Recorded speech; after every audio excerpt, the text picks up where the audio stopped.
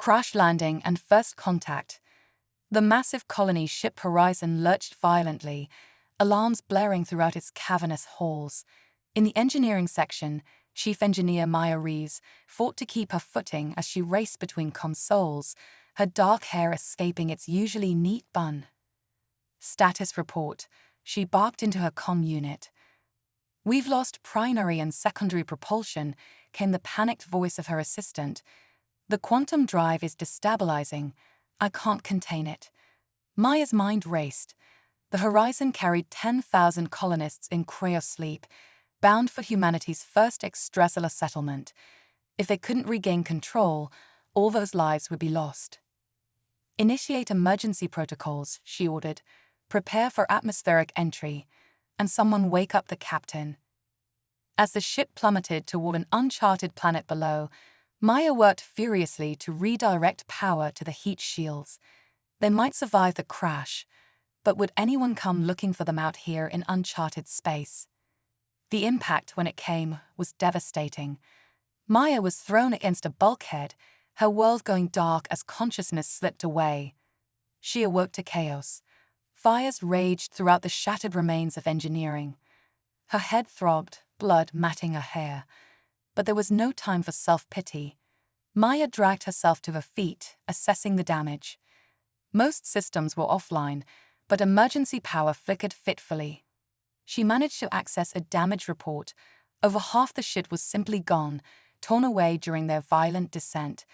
The cryopods containing the colonists were thankfully intact, but without full power, they'd start failing within days. Maya keyed her comm unit. "This is Chief Engineer Reeves. Any survivors, report in." Static answered her. She tried again, desperation creeping into her voice. "Please, if anyone can hear me, respond." A burst of garbled sound came through, then a familiar voice. "Maya, thank God. It's Captain Chen. I'm trapped in what's left of the bridge. Life support is failing." "Hang on, sir. I'm on my way." It took Maya nearly an hour to force her way through the twisted corridors to reach the bridge. She found Captain Chen pinned beneath a fallen support beam, his face pale with pain and blood loss. Working carefully, she managed to free him. Status report. Chen gasped as Maya bandaged his injuries. "It's bad, sir. We've lost over half the ship. Cryopods are intact for now, but we're on emergency power. No sign of any other survivors yet." Chen nodded grimly. "We need to get outside, assess our situation. Can you get us to an airlock?" Together, they made their way to the nearest functioning airlock. Maya helped the injured captain into an environment suit, then donned one herself. With a hiss of equalizing pressure, the outer doors slid open. They emerged onto an alien landscape that took Maya's breath away. Twin suns hung low on the horizon, bathing everything in golden light. Rolling hills covered in vegetation of impossible colors stretched as far as the eye could see. In the distance, craggy mountains pierced the sky. "It's beautiful," Maya whispered. "And completely uncharted," Chen replied. "We're a long way from any known human settlements." As they surveyed their surroundings, movement caught Maya's eye. A group of figures was approaching from a nearby stand of trees. Her hand went to the sidearm at her hip. "Captain," she said quietly, "we've got company." The figures resolved into a group of distinctly non-human shapes. Maya counted at least a dozen, possibly more. They moved with an otherworldly grace, their bodies lithe and elongated. As they drew closer, she could make out more details: iridescent skin in shades of blue and green, large almond-shaped eyes, delicate appendages that might have been wings or fins. "My God," Chen breathed. "First contact." The aliens halted a short distance away. One stepped forward, regarding Maya and Chen with unmistakable curiosity. It made a series of musical chirps and thrums. "I don't suppose you speak English?" Maya asked wryly. To her shock, the alien responded in perfectly accented English. "We do now." Maya and Chen exchanged stunned looks. "How is this possible?" Chen demanded. "We are telepathic," the alien explained. We have accessed your surface thoughts and extracted your language. I am Zara, leader of this scouting party. We detected your vessel's crash and came to investigate. I'm Captain Michael Chen of the colony ship Horizon. This is my chief engineer, Maya Reeves. We're in desperate need of assistance. Zara inclined her head gracefully. We suspected as much. Come, you'll be safe with us while we decide how best to aid you. As they followed the aliens back toward the tree line, Maya's mind whirled with questions. But one thought rose above the rest: they might just survive this disaster after all. The alien encampment was a marvel of organic architecture. Structures that seemed to have been grown rather than built nestled among the trees, their surfaces gleaming with bioluminescence in the deepening twilight. Maya couldn't help but stare in wonder as Zara led them to what appeared to be a central meeting area. Other aliens gathered around, their large eyes filled with curiosity. Maya noted that they seemed to be all female, or at least presented as such to human perception. Each was strikingly beautiful in an exotic, otherworldly way. Zara gestured for Maya and Chen to sit on what looked like living cushions. Please rest. You have been through a great ordeal. We will bring food and water suited to your physiology. As the aliens bustled about, Maya turned to Chen. Sir, what do you make of all this? Chen shook his head, wincing slightly at the movement. I'm not sure, Reeves. They seem friendly enough, but we can't afford to let our guard down. We need to focus on our priorities, assessing the full damage to the Horizon, securing the cryopods, and finding a way to contact Earth. Maya nodded. Agreed. But sir, do you think they might be able to help us? Their technology seems far beyond our own. Before Chen could respond, Zara returned with several other aliens. They carried containers of what appeared to be food and water, as well as some kind of medical devices. We have analyzed your biological needs, Zara explained. This sustenance should be safe for you to consume, and if you will permit it, we would like to treat your injuries more thoroughly. Chen hesitated, then nodded. Very well. Thank you for your hospitality. As the aliens tended to Chen's wounds with technology that seemed to border on magic, Maya's scientific curiosity got the better of her. Zara, may I ask, what exactly are you? And how did you come to be on this planet? Zara's large eyes blinked slowly. We are the Nixori. Our people have inhabited this world for millennia, though we are not native to it. Like you, we traveled here from the stars, seeking a new home. You're a spacefaring civilization. Maya leaned forward eagerly. Then perhaps you could help us repair our ship, or at least send a message to our home world. Zara's expression turned grave. I'm afraid it is not that simple. While we possess great knowledge, we have chosen to live in harmony with this world, eschewing much of our advanced technology. We have no means of interstellar communication or travel. Maya's heart sank. Chen spoke up, his voice strained. Then we're stranded here, with no way to call for help or complete our mission. Not necessarily, Zara said. While we cannot directly aid you in leaving this world, we may be able to help you survive here and eventually rebuild. Our scientists and engineers would be fascinated to study your technology. Perhaps together we could find a solution. Maya's mind raced with possibilities. The colonists, she said suddenly. Captain, we need to check on the cryopods. If we can't leave soon, we may need to wake some of the specialists to help us. Chen nodded. Agreed. Zara, would your people be willing to help us rescue survivors and secure critical systems from our ship? Of course, Zara replied. We will assemble a team immediately. As the aliens prepared for the rescue mission, Maya found herself filled with a mixture of hope and trepidation. They had survived the crash against all odds and made first contact with a benevolent alien species. But the challenges ahead were daunting. Could they find a way to save the colonists and complete their mission? Or would they be forced to forge a new life on this alien world? Whatever the future held, Maya was determined to face it head-on. Humanity had come too far to fail now. As she watched the Nixori prepare, a steely resolve settled over her. They would survive. They would thrive. And perhaps, just perhaps, they would forge an alliance that would change the course of human history. The rescue operation began at first light. Maya led a team of Nixari back to the crash site, their alien strength and agility proving invaluable in navigating the treacherous wreckage.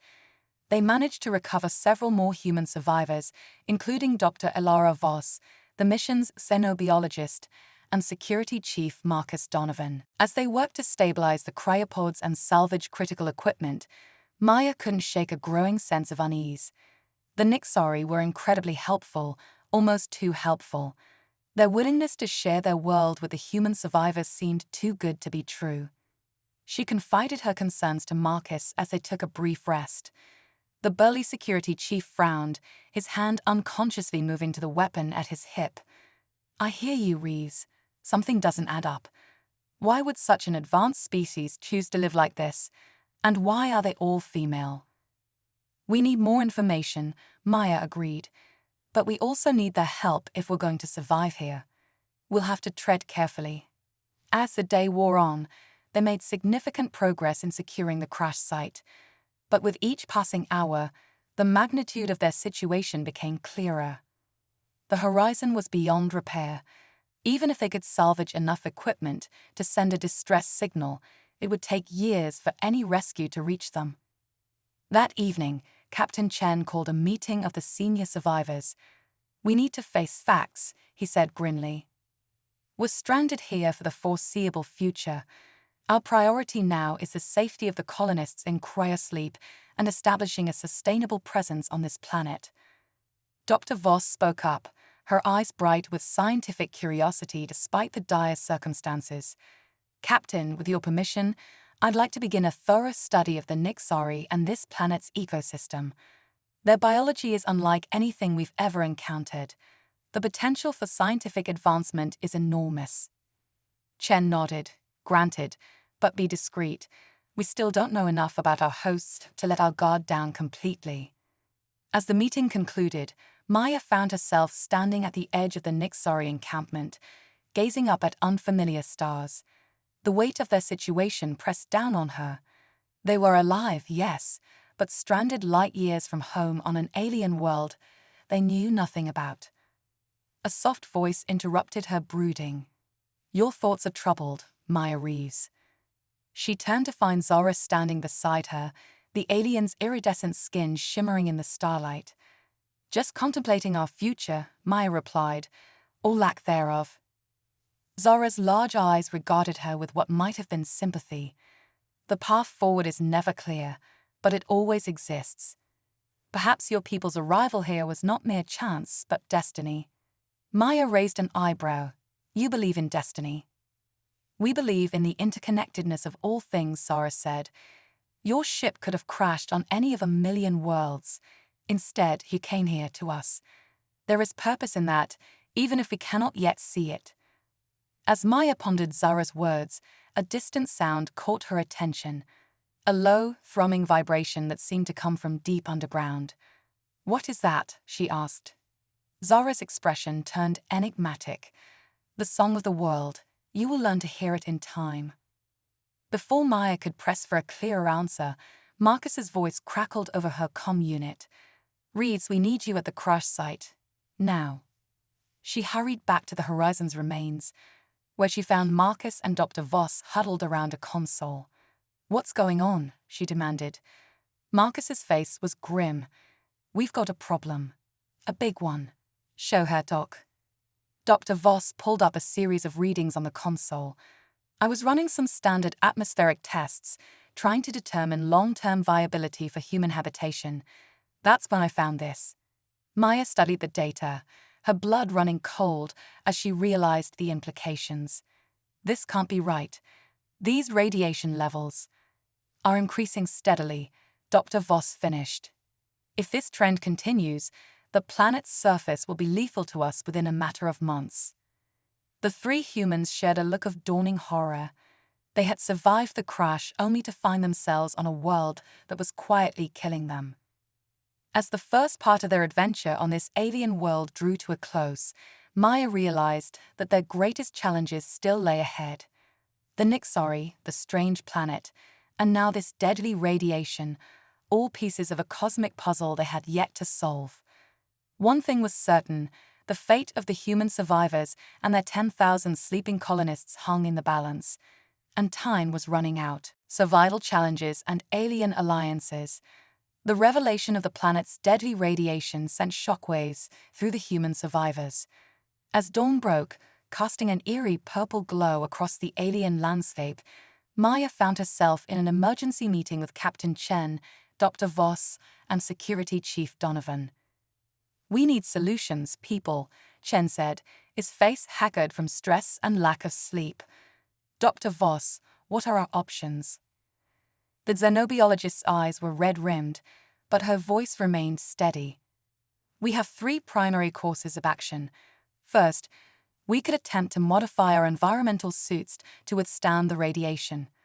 However, our supplies are limited, and it's a short-term solution at best." Maya nodded grimly. "What else?" "Second," Voss continued, "we could try to wake more of the colonists and pool our expertise to build some sort of protective shelter. But that puts more lives at risk and drains our already strained resources." "And the third option?" Donovan asked, his hand unconsciously resting on his weapon. Voss took a deep breath. "We talked to the Nixori. Their biology seems unaffected by the radiation. They might have a solution we haven't thought of." A tense silence fell over the group. It was Chen who finally broke it. "Maya, you've had the most interaction with them. What's your assessment? Can we trust them?" Maya considered carefully before responding. "They've been nothing but helpful so far, but there's still so much we don't know about them. Their technology, their history, why they're all female. We're operating in the dark here." "We don't have much choice," Donovan growled. "Every minute we wait, we're absorbing more of that damn radiation." Chen nodded decisively. "All right, Maya, you and Dr. Voss approach the Nixori. Be diplomatic, but make it clear how dire our situation is. Donovan and I will start preparations to wake a select group of colonists, engineers and scientists who might be able to help us." As Maya and Dr. Voss made their way to the Nixori encampment, the alien world seemed to pulse around them. Strange, bioluminescent plants unfurled in the morning light, and creatures that defied description flitted through the air. They found Zara in what appeared to be a meditation garden, her iridescent form seeming to shimmer in and out of reality. "Zara," Maya called softly, "we need your help."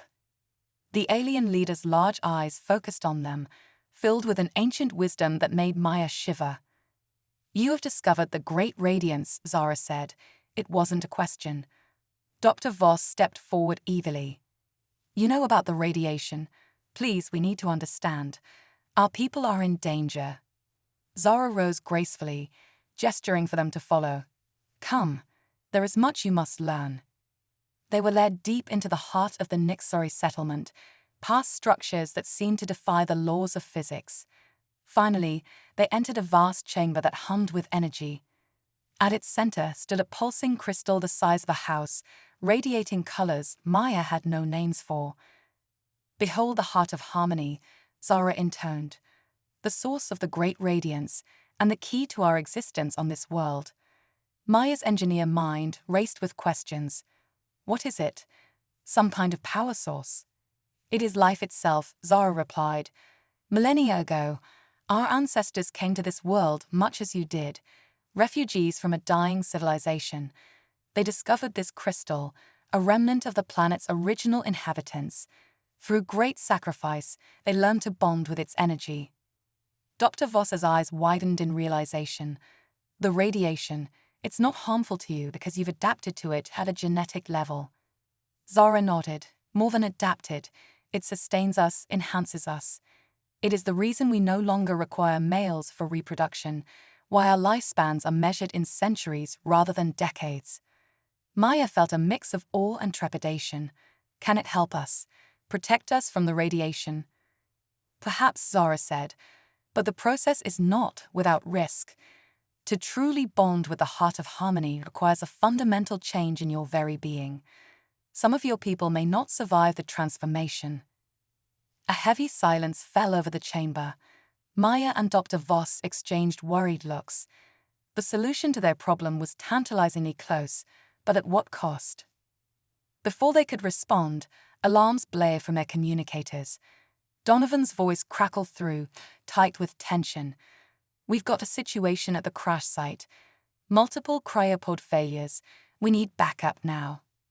Maya's heart raced as she and Dr. Voss sprinted back to the Horizon's remains. They arrived to find chaos. Several cryopods had malfunctioned, their occupants awaking into a world they weren't prepared for. Panic and confusion reigned. Among the newly awakened was Dr. Imani Okoro, the mission's chief physicist. Her dark eyes were wild with fear and disorientation. "What's happening? Where are we?" Maya grabbed her shoulders, speaking calmly but firmly. "Dr. Okoro, listen to me. There's been an accident. We've crashed on an alien world. I know this is a lot to take in, but we need your expertise. People's lives are at stake." As they worked to stabilize the situation, Maya's mind raced. The Nixery's offer presented an opportunity for survival, but at an unknown cost. The malfunctioning cryopods added a new layer of urgency to their predicament, and underlying it all was a nagging suspicion that there was more to this situation than met the eye. Hours later, with the immediate crisis contained, the human leaders gathered once more. Maya relayed what they had learned from Zora, watching the mix of hope and apprehension play across her colleagues' faces. "It's not a decision to be made lightly," Chen said, his voice heavy with the weight of command. "We're talking about fundamentally altering our biology, our very humanity." Dr. Okoro, still grappling with their new reality, spoke up. "From what you've described, this heart of harmony sounds like it manipulates matter at the quantum level. The scientific implications are staggering. We could be on the verge of unlocking the secrets of the universe itself." Donovan scowled. "That's assuming the Nixari are telling us the whole truth. For all we know, this could be an elaborate trap. Maybe they crashed our ship on purpose, to use us as test subjects." The accusation hung in the air, giving voice to fears they had all harbored but been afraid to speak aloud. Maya found herself torn. The engineer in her was fascinated by the technology, eager to unravel its mysteries, but the human in her recoiled at the idea of such a drastic, irreversible change. "We need more information," she said finally. "Dr. Voss, Dr. Okoro, I want you to work with the Nixari. Study this crystal, understand how it functions. Donovan, quietly beef up security. If this is some kind of trap, I want us to be ready." Chen nodded in agreement. "In the meantime, we'll wait more of the colonists, carefully selected individuals who can help us tackle this problem from every angle. We're running out of time, people. Whatever we decide, we need to do it soon." As the meeting adjourned, Maya found herself drawn back to the Nixari settlement. The alien structures pulsed with an inner light that seemed to call to her. She found Zara waiting, as if the alien had anticipated her return. "You are troubled," Zara observed. Maya laughed humorlessly. "That's an understatement. We came here to build a new home for humanity, not to transcend our humanity." Zara's large eyes regarded her with compassion. "The path of evolution is rarely smooth," Maya reasoned. "But consider this. Perhaps this is precisely why your ship crashed here. Not as an end to your mission, but as a new beginning. A chance for your species to take the next great leap forward." As Maya pondered Zara's words, a distant rumble shook the ground. In the sky above, storm clouds gathered with unnatural speed, crackling with energy that made the air itself feel alive. Zara's expression turned grave. "The great cycle approaches. Soon the heart of harmony will pulse with power beyond imagining. Your people must be prepared, or they will not survive what is to come." Maya stared at the roiling sky, a chill running down her spine despite the sweltering alien heat. She realized that the true test of humanity's resilience and adaptability was just beginning. The next few days would determine not just their survival, but potentially the very course of human evolution. As lightning split the sky and the strange plants around them began to glow with an inner fire, Maya steeled herself for the challenges ahead. Whatever cosmic game they had stumbled into, she was determined to see humanity come out on top. The universe had no idea what it was in for. Mysterious discoveries and rising tensions. As the alien storm raged overhead, casting ethereal patterns of light across the landscape, Maya found herself at the center of a maelstrom of activity. The human survivors, now numbering just over 100 awakened colonists, worked feverishly to prepare for the coming great cycle Zara had warned about. Dr. Okoro had thrown herself into studying the heart of harmony with a fervor that bordered on obsession. Her makeshift lab, cobbled together from salvaged equipment and Nixari technology, hummed with energy. "It's incredible," she breathed as Maya entered. "This crystal, it's not just generating energy, it's manipulating the fabric of space-time itself." Maya frowned, trying to parse the implications. What exactly does that mean for us? Okoro's eyes gleamed with excitement. "It means we might have stumbled onto the key to faster-than-light travel, unlimited clean energy, maybe even a way to reverse entropy itself. The applications are limitless." Before Maya could respond, an alarm blared from one of the jury-rigged consoles. Dr. Voss burst into the lab, her face pale. "We've got a problem. The radiation levels are spiking faster than predicted. We've got less than 48 hours before it reaches lethal levels." Maya's stomach dropped. "What about our protective measures?" Voss shook her head grimly. "They won't be enough. Not for this level of exposure. We're out of options, Maya. It's the heart of harmony or nothing." As the gravity of their situation sank in, a commotion outside drew their attention. They emerged to find Security Chief Donovan in a heated argument with Zara and several other Nixari.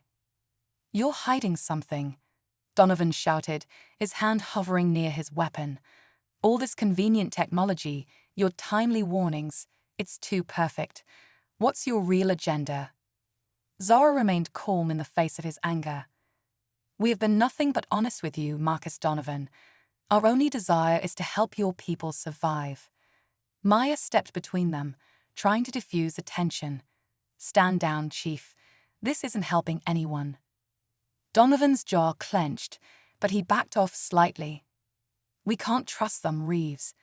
This whole setup stinks of a trap." Before Maya could respond, the ground beneath their feet trembled violently. In the distance, a massive shape rose from the jungle canopy, a structure that dwarfed anything they'd seen so far. Its surface rippled like liquid metal, pulsing with the same strange energy as the heart of harmony. "What the hell is that?" Maya breathed. Zara's expression was unreadable.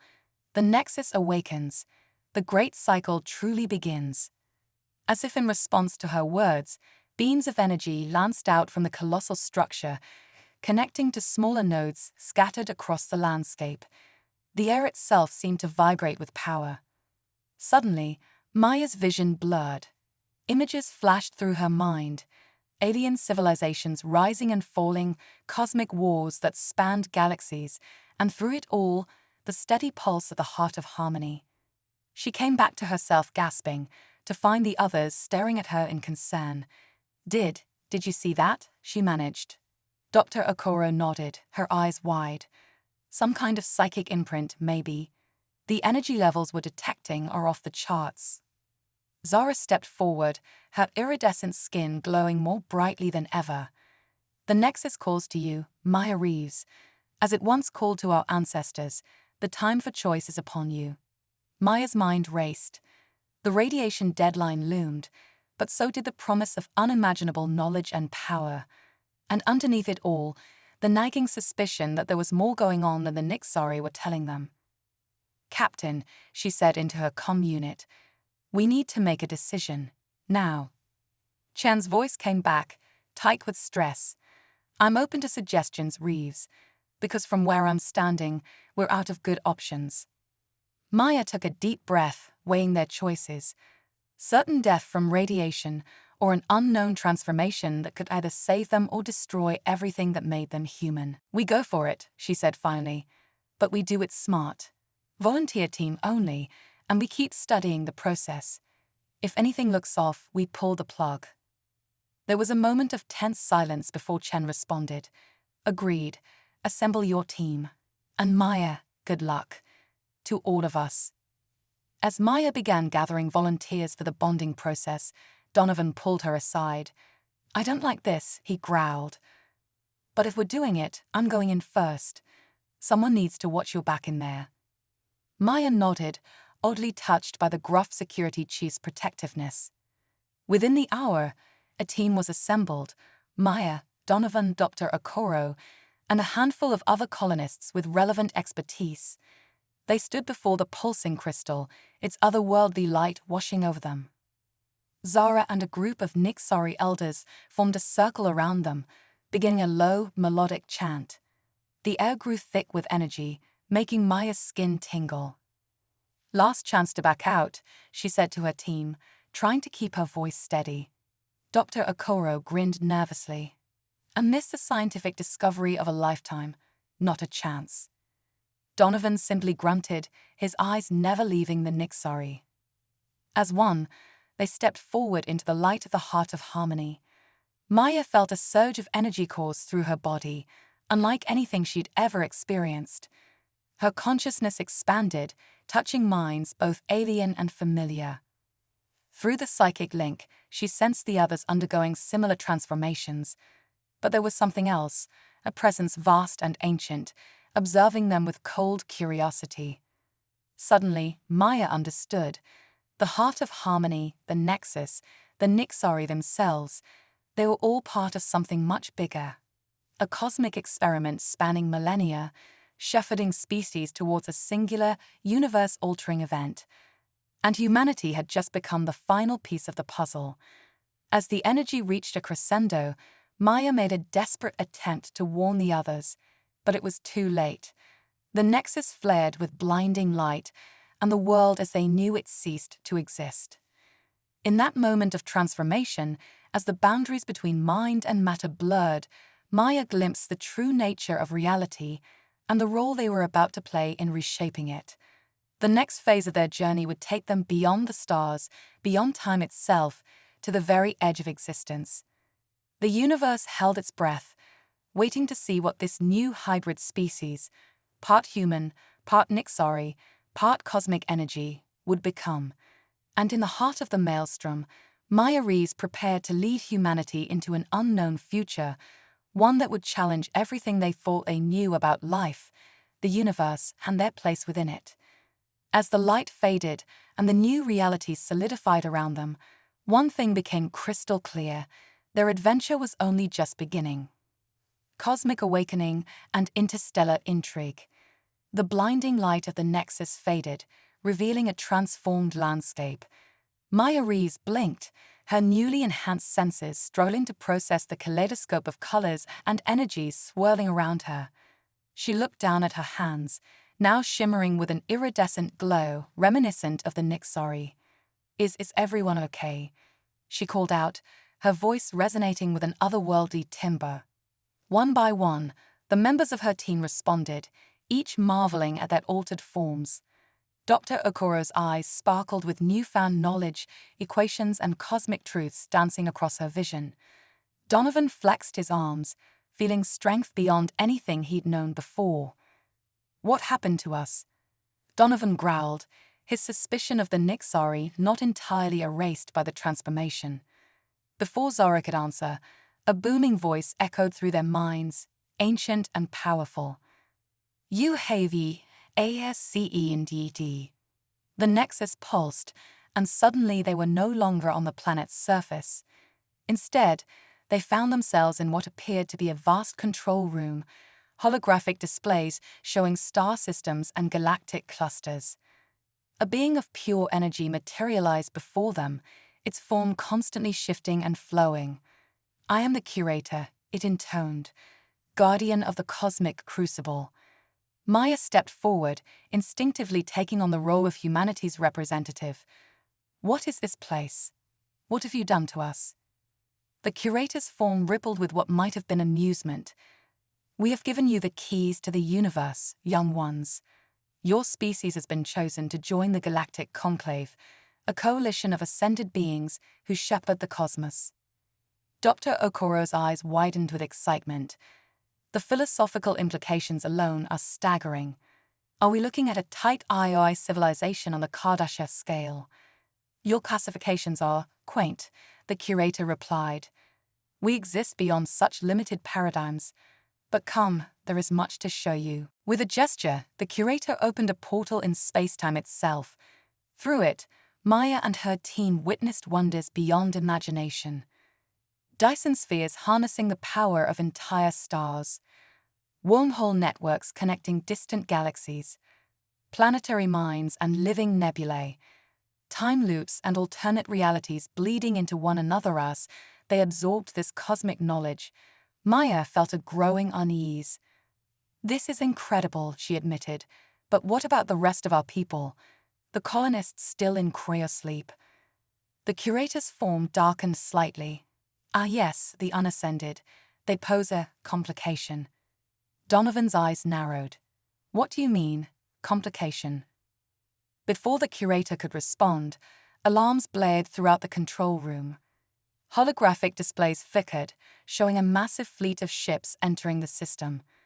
"The Void Harbingers," Zara gasped, fear evident in her voice. "They found us." The curator's form crackled with energy. "The ancient enemy returns. They seek to unravel the very fabric of reality, to plunge all of existence into eternal darkness." Maya's mind raced, trying to process this new threat. "How do we stop them?" "With the power we have given you," the curator replied. "But be warned, to fully unleash your potential, you must sever all ties to your former selves. The unascended cannot survive the coming conflict." A heavy silence fell over the group as the implications sank in.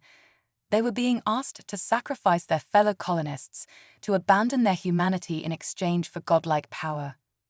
Maya looked at her team, seeing the conflict in their eyes.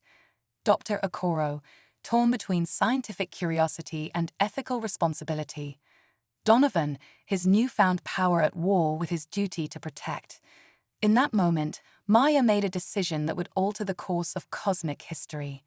"No," she said firmly, "we won't abandon our people. There has to be another way." The curator's form pulsed with what might have been surprise. "You would reject ascension, risk the fate of entire galaxies for a handful of unevolving beings." Maya stood her ground. "Our humanity, our connections to each other, that's what makes us strong. We'll find a way to stop these void harbingers without sacrificing who we are." Energy crackled around them as the curator considered her words. Fascinating.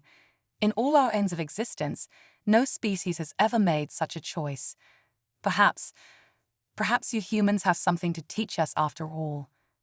With a gesture, the curator opened another portal. Through it, Maya could see the sleeping colonists still safe in their cryopods. "Go then, rally your people. Show us what humanity is truly capable of. But know this, the Void Harbingers will not wait. The fate of all reality now rests in your hands." As Maya and her team stepped through the portal, returning to their original forms but retaining a spark of their cosmic knowledge, she felt the weight of universes on her shoulders. They had rejected godhood in favor of their humanity, but in doing so, they had taken on a responsibility greater than anything they could have imagined. The sky above their crashed ship darkened as the Void Harbinger fleet entered the atmosphere. Strange, shadowy creatures began to materialize on the horizon. Maya took a deep breath, steadying herself for the challenge ahead. "Wake the colonists," she ordered. "All of them, and someone find me a weapon.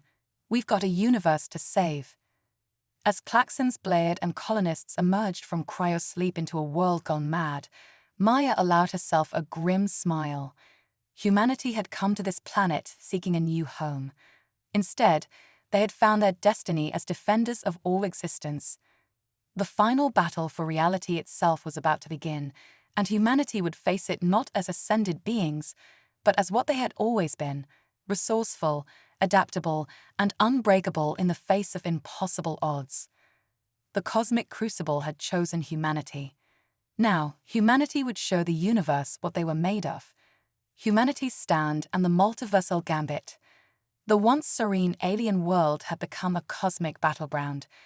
The sky churned with otherworldly energies as the Void Harbinger fleet descended, their ships like massive, writhing shadows that devoured light itself.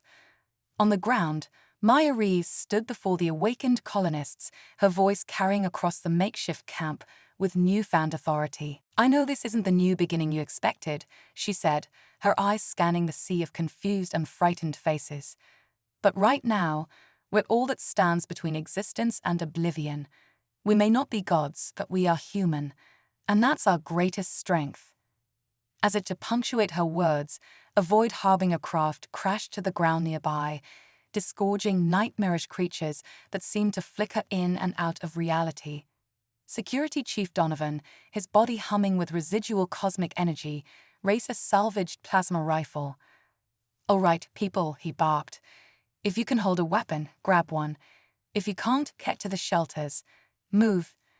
The colonists sprang into action with surprising efficiency, scientists and engineers quickly repurposing their equipment into makeshift defenses. Dr. Okoro, her mind still reeling with cosmic equations, approached Maya with a gleam in her eye. "I have an idea," she said breathlessly. "The heart of harmony, the nexus, they're not just power sources. They're nodes in a vast, multiversal network. If we can tap into that network..." Maya caught on quickly. "We could call for help across realities." "Brilliant. But how do we..." Her words were cut off as a Void Harbinger lunged at them, its form a twisting mass of shadows and teeth. Maya reacted on instinct, her hand glowing with residual energy as she unleashed a blast that sent the creature reeling. "Work on that plan," she told Okoro. "I'll buy you time." As the battle raged, Maya found herself at the forefront, leading a desperate defense against an enemy that defied comprehension. The Void Harbingers seemed to warp reality around them, facing through solid matter and regenerating from seemingly fatal wounds.